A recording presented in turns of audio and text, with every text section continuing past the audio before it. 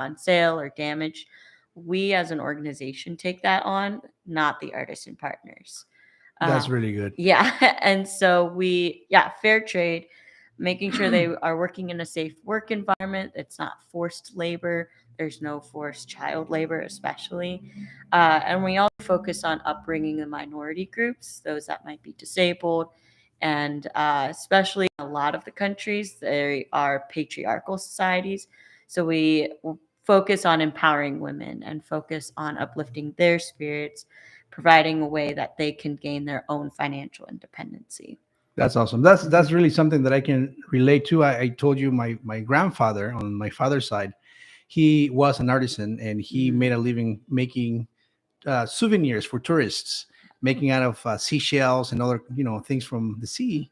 Yeah. And he made a living out of that. And I know how difficult sometimes that could be when Hmm. tourist season is low and they don't have any sales. Right. So I'm thinking that for all these people that you help sell their products, they probably are very thankful that they can sell in the Hmm. U.S., especially if it's fair trade. That's one thing Yeah. that makes people feel good when they purchase something. I Yes. think that Hmm. we humanity, we're kind of growing. Our consciousness is improving, where we're thinking about, hey, is this Yeah. something that is benefiting somebody, right? Hmm. Though Hmm. there are products, all kinds of products that are mass produced all the time, and they might be Right. cheaper, but Right. what's the story behind it? So tell Hmm. us who makes these things. Many artisans, we focus, our artisan groups are from developing countries or underdeveloped countries. And they've ranged from any group, any demographic. Um, we have artisans from Bangladesh who make sari products, such as this journal up front. Women who can't wear their sari material anymore in public because it's raggedy or whatnot. Instead of throwing it away, they reproduce it into something usable. We have baskets and scarves and all sorts of sari materials. But yeah, a lot of the artisans are people who weren't quite sure, what are they doing in their life, how can they help their families, how can they build a community. And that is what 10,000 villages helps with, is we help build communities, we help empower those communities, and we help provide them with the needs that they might be otherwise have challenged access to.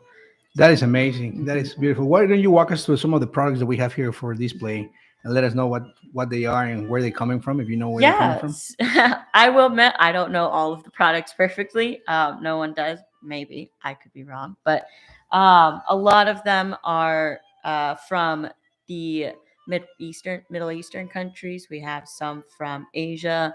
We have a lot from South America as well as Central America, Peru, Nicaragua, Colombia, Cambodia, Bangladesh. So many countries. A lot, actually, a large amount of our product come from India.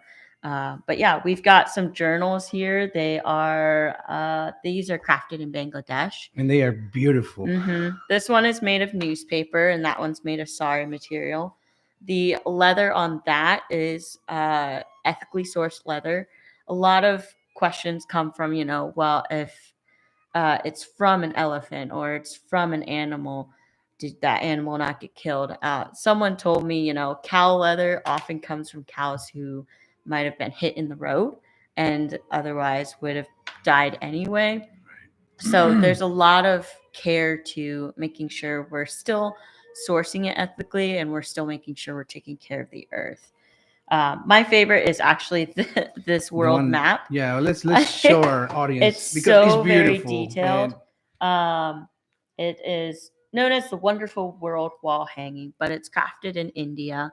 And if you look very carefully, just looking at that that's detail, beautiful. knowing that that's all made by hand, and also that it was all the colors in it were naturally sourced, that is something that 10,000 Villages really prides itself on, is those factors of sustainability, ethically produced and made. I think that's, well, I at one point in life I hope that every store kind of Hmm. functions like that, Yeah. because you take a look at this, it looks beautiful, but somebody spent a lot of time with this piece, Yeah. and that somebody has a story. You Hmm. never know, you can only wonder, right? Hmm. But this is beautiful. Yeah. And I like this. Where do you happen to know where this came from? This little, it's like a I puzzle, right? can't say for sure on my brain, but there is a tag on the bottom that should say it. India. It's from Yes. India. And I believe it's Shisham wood. Oh, So, very nice. I yeah. love this. But something cool about our artisan partnerships is a lot of our artisans get to work at home as well. Yeah. We recognize that they have families to take care of and that they have a home to take care of. And so a lot of our artisans can work at their own pace or whatever pace that needs base to bring in that income necessary.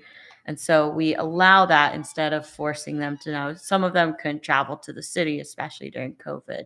Yeah. And so they adapted and changed their workplace into at home. And then it allows them to take care of their children and all sorts of things. So. Yeah. In essence, people will feel good after purchasing these beautiful products because number one, they're aesthetically beautiful, amazing. Yes. They are unique. These Yeah. will not be found anywhere else. And even if you come to the same store, one might be different from another because different people created them. Different people created them, and every store that we have under 10,000 Villages, its name, each store is very different because each store carries different product. While the 10,000 Village product in each store is the same, each store has a choice of what vendors as well, other fair trade vendors to purchase from.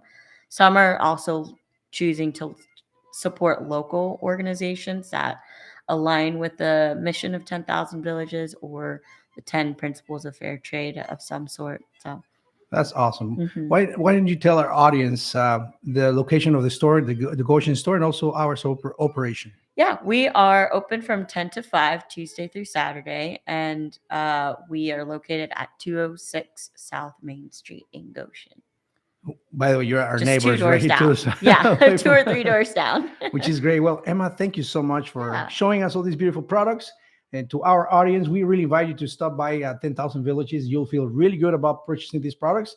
They're beautiful, they're unique, and they have a good cause behind it, which is perfect. Yeah, I do want to add one other thing. Absolutely. We are entirely volunteer run. We do that in order to help keep those costs, those fixed costs on the storefront low. So that way we can buy more from our artisan partners. Awesome. So our store specifically is entirely volunteer run except for myself. Got it. Well, thank you to all the volunteers and thank you to everybody that participates into making this beautiful idea. It's a great business model, has a social cause. It's art, essentially. It's unique. It's great. So we invite you to share this video, subscribe to our YouTube channel. We invite you to follow us on Facebook and click the like button. If you do so, you'll help us make sure that everyone in the area gets to see these beautiful things and visit 10,000 Villages. Emma, thank you so much for coming and stopping by and doing what you do. Thank you for having me. Our pleasure. I am Miguel Santiago. This is the Goshen Chronicles. You have an excellent weekend, an excellent Friday, and hopefully we'll see you at the fair this weekend. It's a fair, right? Yeah. Will you be there? On Sunday, hopefully somewhere. Not as a vendor. We won't be there, but all right. I'll probably be there. All right. Well, see you then. Take care.